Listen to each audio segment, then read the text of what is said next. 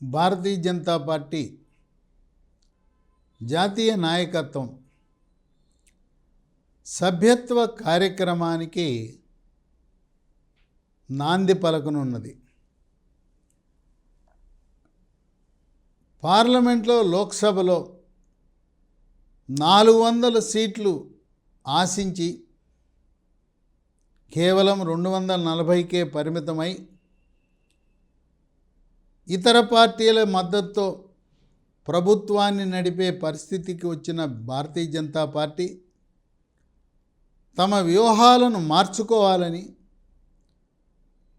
దక్షిణాదిన భారతీయ జనతా పార్టీ బలపడి దక్షిణాది రాష్ట్రాల్లో కూడా గణనీయంగా పార్టీని బలోపేతం చేయనే సంకల్పంతో అడుగులు వేస్తూ ఉంది. ప్రాథమిక సభ్యత్వాన్ని ఆగస్టు 1న ప్రారంభించి సెప్టెంబర్ 15 వరకు 45 రోజుల పాటు భారతీయ జనతా పార్టీ దేశవ్యాప్తంగా సభ్యత్వ కార్యక్రమాన్ని చేపట్టబోతూ ఉంది.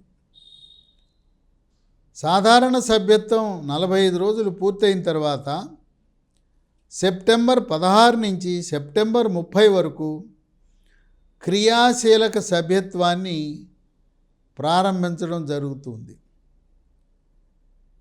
ఈ క్రియాశీలక సభ్యత్వం పూర్తయిన తర్వాత నవంబర్ 1 నుంచి నవంబర్ 15 వరకు ఆ 15 రోజుల కాల వ్యవధిలో దేశవ్యాప్తంగా మండల పార్టీ అధ్యక్షులను, అలాగే నగరాలలో, పట్టణాల్లో డివిజన్ అధ్యక్షులను ఎంపిక చేసి ఆ ప్రక్రియను పూర్తి చేయాలనుకుంటున్నారు. నవంబర్ 16 నుంచి 30 వరకు దేశవ్యాప్తంగా అన్ని జిల్లాల్లో జిల్లా అధ్యక్ష పదవిని ఎంపిక చేసుకోవాలని ఆ కార్యక్రమాన్ని పార్టీ నిర్ణయించడం జరిగింది. జిల్లా అధ్యక్షులు ఎంపిక అయిన తర్వాత డిసెంబర్ 1వ తారీఖున లేదా డిసెంబర్ మొదటి వారంలో భారతదేశంలోని అన్ని రాష్ట్రాలకు రాష్ట్ర అధ్యక్షులను జిల్లా పార్టీ అధ్యక్షుల యొక్క అభిప్రాయం మేరకు ఎంపిక చేయాలనే ఆలోచనతో ఉంది.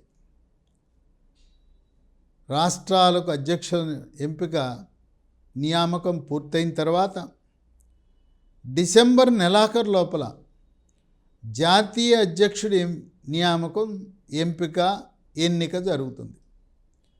ప్రస్తుతం గతంలో జాతీయ అధ్యక్షుడిగా పనిచేసిన జేపీ నడ్డా ప్రస్తుతం కేంద్ర వైద్య ఆరోగ్య శాఖ మంత్రిగా బాధ్యతలు నిర్వహిస్తున్న తరుణంలో ఎవరిని నూతన అధ్యక్షుడిగా ఎంపిక చేస్తారు అనేది చర్చ జరుగుతూ ఉంది. అయితే భారతీయ జనతా పార్టీ యొక్క నియమ నిబంధనల ప్రకారం 9 సంవత్సరాలకు ఒకసారి ప్రాథమిక సభ్యత్వాన్ని పునరుద్ధరించుకోవాలి. విశేషం ఏంటంటే ప్రధానమంత్రి మోదీ యొక్క ప్రాథమిక సభ్యత్వం కూడా 2024లో ముగుస్తూ ఉన్నది. అందువల్ల ప్రధానమంత్రి కూడా ఈ సంవత్సరం ఆయన యొక్క సభ్యత్వాన్ని పునరుద్ధరించుకోవాలి. ఆయనతో పాటు మరికొంతమంది అగ్రశ్రేణి మంత్రులు, కేంద్ర మంత్రులు, నాయకులు, రాష్ట్ర ముఖ్యమంత్రులు కూడా వారి సభ్యత్వాన్ని పునరుద్ధరించుకోవాల్సిన అవసరం ఉంది. మరొక విశేషం ఏంటంటే ప్రధానమంత్రి మోదీకి ఎక్స్ అనే సోషల్ మీడియాలో ఈ సంవత్సరానికి 10 కోట్ల మంది ఫాలోయర్స్ ఉన్నారు. మోదీ గారికి భారతదేశంలోనే కాదు ప్రపంచ దేశాలలో కూడా ఆయనకి పెద్ద ఎత్తున ప్రవాస భారతీయులే కాక ఇతర దేశ పౌరులు కూడా ప్రధానమంత్రి మోదీని ఫాలో అవటం అనేది విశేషం. ఇప్పుడు ఈ యొక్క షెడ్యూల్ విడుదలైన తర్వాత ప్రాథమిక సభ్యత్వ నమోదు కొరకు కమలనాథులు రంగం సిద్ధం చేసుకుని గ్రామీణ స్థాయిలో, బూత్ స్థాయిలో, పట్టణాల్లో, నగరాలలో, ముఖ్యంగా ఆంధ్రప్రదేశ్, తెలంగాణ, కేరళ, తమిళనాడు, కర్ణాటక ఈ రాష్ట్రాలలో పార్టీని బలోపేతం చేసి సభ్యత్వ కార్యక్రమాన్ని ఉత్సాహంగా చేసి ఏ విధంగా ఉత్తర భారతంలో ఉత్తరప్రదేశ్, హిమాచల్ ప్రదేశ్, ఉత్తరాఖండ్లో, మధ్యప్రదేశ్లో పార్టీ బలంగా ఉందో దక్షిణాదికి భారతీయ జనతా పార్టీ విస్తరించి పాగా వేయాలనే ఆలోచనలో ఉన్నది. 2028లో జరగబోయే తెలంగాణ ఎన్నికలలో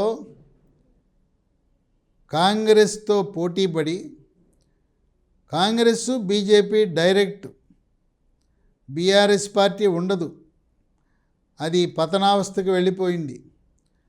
28లో ఎట్టి పరిస్థితిలో కూడా తెలంగాణ రాష్ట్రాన్ని కైవసం చేసుకోవాలని అడుగులు వేస్తూ తెలంగాణ రాష్ట్ర బీజేపీ పటిష్టం కొరకు ఒక ప్రత్యేక ప్రణాళికను రద్దు చేసి ఆంధ్రప్రదేశ్లో ఏదైతే ఎన్డీఏ కూటమి ఉన్నదో, జనసేన, తెలుగుదేశం, బీజేపీ, ఈ కూటమి మళ్ళీ కూడా 2029 ఎన్నికల్లో ఇదే విధంగా ఎన్డీఏ కూటమిగానే పోటీ చేయాలని, ఆంధ్రప్రదేశ్లో ఇప్పుడు ప్రారంభించిన సంకీర్ణ ఎన్డీఏ ప్రభుత్వం 10 సంవత్సరాలు కొనసాగేలా కమలనాథులు వ్యూహరచన చేస్తున్నారు.